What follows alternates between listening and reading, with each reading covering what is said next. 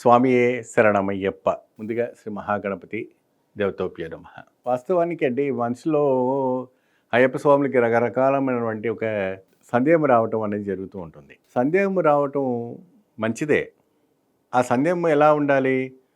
అడిగినా చెప్పినా వినేటట్టుగా కమ్మగా ఉండాలి. కానీ ఇక్కడ విచిత్రమైనటువంటి ఒక సందేహం మెయిల్ పంపించారు. కానీ అది తప్పకుండా నేను కూడా తీర్చాలి. అది నా కర్తవ్యం. ఒక గురుస్థానంగా ఉన్నాను కాబట్టి భక్తులకి నేను తీర్చాలి.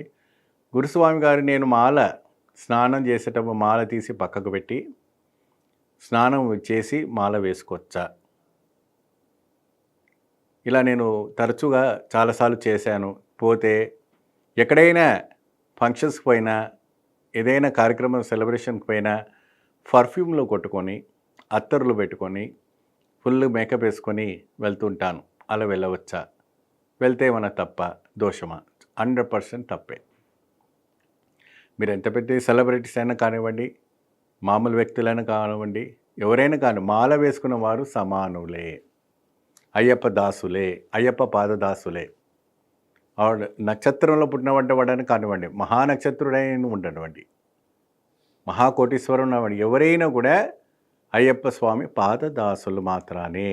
మాల ఒక్కసారి మీ గురుస్వామితో కానీ అమ్మతో కానీ అక్కడ ఉన్నటువంటి నంబూదిరితో కానీ మీరు మాల వేసుకున్న తర్వాత 41 రోజు తర్వాత ఇరుముడి తీసుకొని శబరిమలకి వెళ్ళి వచ్చిన తర్వాతే మాల నిమజ్జనం చేయాలా. ఆ మధ్యలో ఎటువంటి కూడా మాల తీయకూడదు. అది తీసి ఇలాంటి ఒక వేషధారణ వేసుకొని తిరిగే వాళ్ళకి మాల వేసుకోకండి.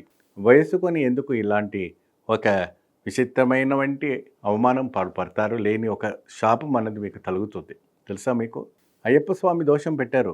అక్కడ ఉన్నవంటి పెరికర్త శ్రీకర్త స్వామి అని ఉంటారు. మీకు తెలుసా? మీకు బంగారు మెట్లు ఎక్కేటప్పటికి పక్కన మీకు పెరికర్త శ్రీకర్త స్వామి అని ఉంటారు. వారు కర్మానుసారిగా చూస్తారు. కరిమలలో ఉన్నవంటి కర్పస్వామి కూడా మీ కర్మానుసారి ప్రకారంగా ఉంటేనే ఆ శబరిమల కొండల పైన కూడా ఎక్కనివ్వటానికి కూడా అనుమతులు ఇవ్వటం అని కూడా జరుగుతుంది. సాధారణ విషయంగా ఇది పరమసత్యం, పునర్వసత్యం, ఇది వాస్తవం.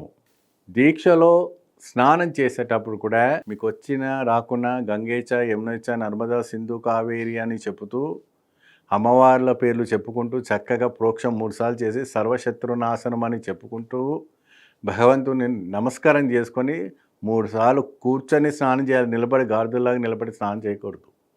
కూర్చొని చక్కగా చేయాలి. గుర్రాలు నిలబడి చేస్తాయి, మనుషులు నిలబడి చేయకూడదు. అది ఐదికం.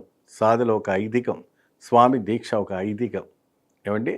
ఆ రకంగా చేస్తేనే మీకు మంచి ఒక ఫలితం లభిస్తుంది. మరి ఐరన్ షర్ట్స్ కూడా వేసుకోకూడదు. నేను మంచి ఖద్దర్ షర్ట్ వేసుకొని వెళ్తాను, ఐరన్ షర్ట్ వేసుకొని వెళ్తాను, ఐరన్ ప్యాంట్ వేసుకొని వెళ్తాను. లేని పాపాలు మీరు చుట్టుకుంటారు. ఎందుకంటే ప్రపంచము గుండ్రం, అది ఎటు తిరిగినా మీ దగ్గరికే చేరుతుంది, ఎక్కడికి వెళ్ళదు. దట్ ఈస్ అయ్యప్ప స్వామి యొక్క మహత్యం. స్వామియే శరణమయ్యప్ప.